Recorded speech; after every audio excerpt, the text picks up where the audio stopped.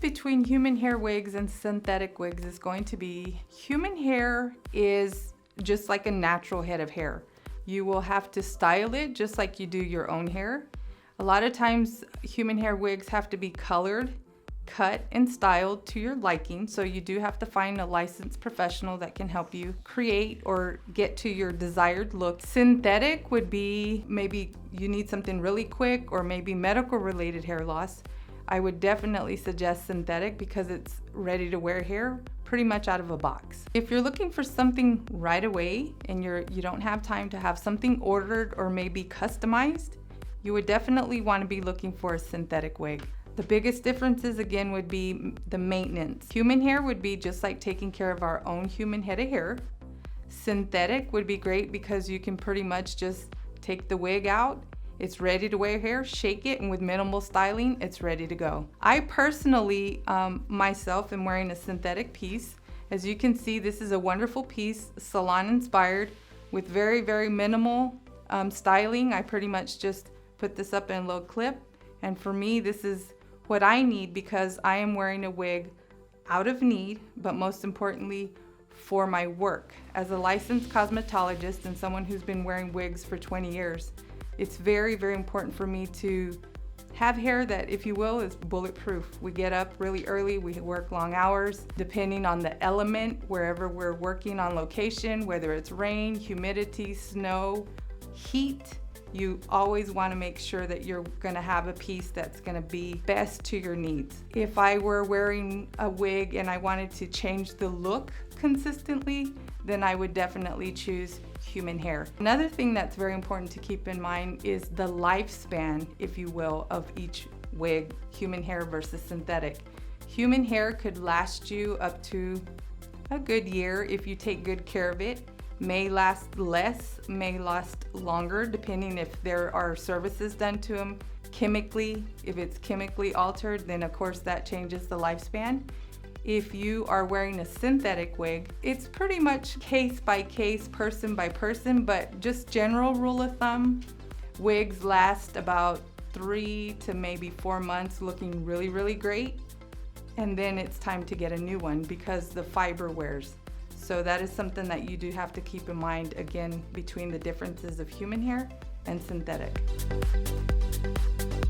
So a lot of people wonder if it's okay to apply direct heat to a wig. The difference in the synthetic and human hair would be, if the product is human hair, then you definitely can apply heat.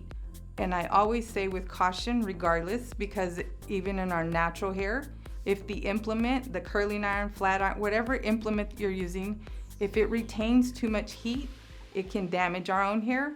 It would damage the wig. In synthetic, if the wig is not designed to be modified, styled with heat, then it will melt. There are pieces that are designed that are heat friendly, heat defiant, if you will. You can use heat, but you still have to be very, very careful because all implements are designed differently. If you're using a curling iron or a flat iron and it just retains too much heat, it will damage the piece itself. But always remember, regardless, you definitely have to find out if the fiber is designed to be worked with heat or not. And most synthetic pieces don't allow you to apply heat, but again, there are pieces that are created to be heat friendly. If you have a wig and you decide that you may want it trimmed, maybe a bang trim or maybe some shaping to the face, please keep in mind it's always best to find a licensed cosmetologist that can help you with this. The reason I say that is because not all synthetic fiber, when it's cut, does it lay the same way. It doesn't flow the same way. They have to have the correct implements, the correct shears to cut the hair. Every fiber's different, so if you don't cut it correctly, it may not lay the way it should. And say for instance in a bang, a lot of times if you cut your bang, it should just naturally fall, and a lot of times if you cut it, it kind of does this, kind of just pops out, and you definitely don't want that to be going on with your wig. So a wig professional, I know that in our classes we work with our stylists very, very closely, and we are taught to modify the pieces and to customize the piece to you. So we have taught our stylists to work with the fiber and correct that with heat. But again, not all pieces do that. So again, you want to find someone that's licensed, a wig professional that has been trained to cut the pieces so that they look natural and fit your face shape. I wear a wig every day. At one time, I was sick and I had to wear a wig because of hair loss, but that's only one reason why a lot of people wear wigs. Wigs are like accessories. They're like a handbag or a pair of shoes. So when I started wearing a wig out of medical reasons, it completely changed who I am. I changed professions. I was a photographer and now I am a wig professional. What happened for me was it was instant confidence, which is one of the reasons why people wear wigs. My hair is just not good for my industry, and that may be for other industries as well. A lot of people wear them for theater work. We have makeup artists, photographers, videographers that come in, they're shooting videos, music videos, fashion. If you travel a lot, you have really long hours, you have to get up really early. Talking about element, then we're going back to the work industry. So that's another reason why people wear wigs. And then chemical processing. A lot of people don't have the hair density, maybe hair that's strong enough to attain the color that you're wanting to go for.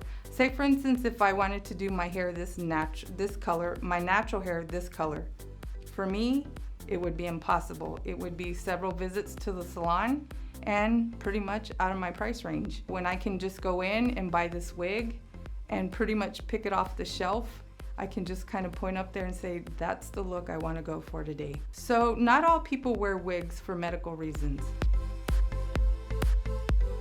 So a good way to maintain your wig, especially if it's synthetic, most importantly, purchase the products that are designed and formulated for synthetic hair. If you purchase products for natural hair, they may contain too much alcohol, maybe detergents, which will damage the fiber. Going back to earlier, we talked about how long a wig lasts. And again, a good safe average would be maybe 3 to 4 months. Then your wig starts looking a little frizzy. It may look like it has discolored some, but maybe it's just that you need to shampoo it. And a good safe maintenance program would be about every 2 to 3 weeks if you wear the wig every day. But it is very, very important to use products for synthetic hair to maintain that shine and for the style to just bounce back after it dries, after shampooing. And if you just don't feel like this is something that you can do at home, you can find a wig shop near you. You can find a licensed cosmetologist that can help you with this. If not, we have trained our stylists that come to our workshops how to maintain these pieces, and most of them have a service program where you just drop them off. They can be reserviced and then you can pick them up. It's not a bad idea to have maybe a second wig, and if you're really comfortable wearing the same style all the time, then I have this wig, I have 3 of them, and I keep them shampooed and they're just ready to go. So if it's definitely something that you're gonna be wearing on a regular and you like the style enough, then I would highly suggest for you to have maybe a couple just to help you maintain your look.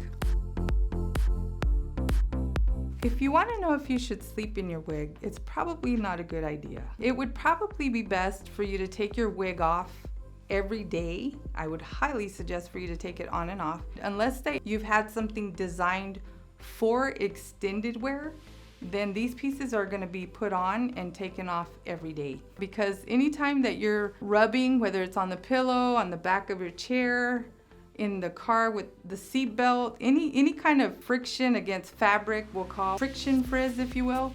And it's most important to just keep it on a wig stand, maybe just a wig head, something like this, just a wig head, if you have one available, or you can just put it on a wig stand or something tall enough for it to set on.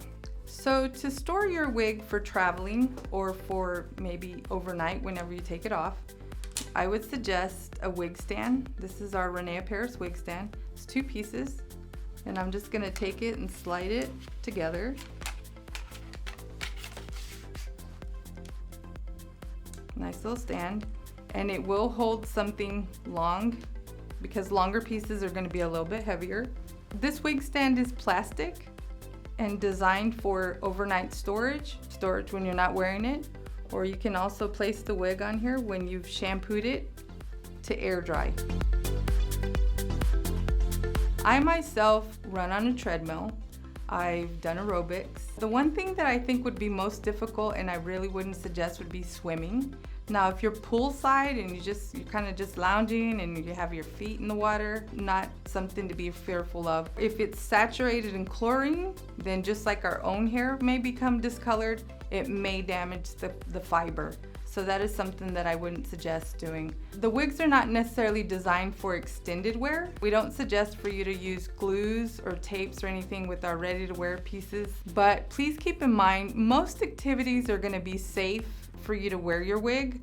The most important thing is to find a way for you to feel comfortable that the wig is secure enough that you're not gonna lose the wig, whatever activity it may be.